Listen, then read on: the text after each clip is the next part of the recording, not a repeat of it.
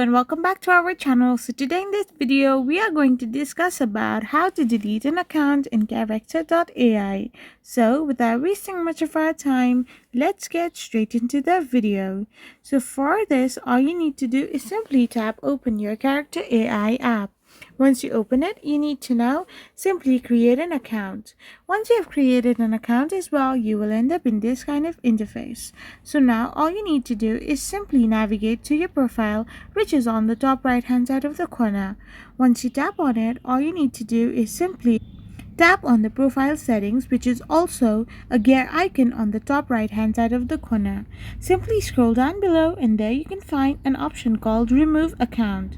Simply tap on that particular option and type in your username. So once you have typed in your username, you need to tap on remove account. You need to be sure that you want to delete your account or not, as this action is not reversible and it cannot be undone.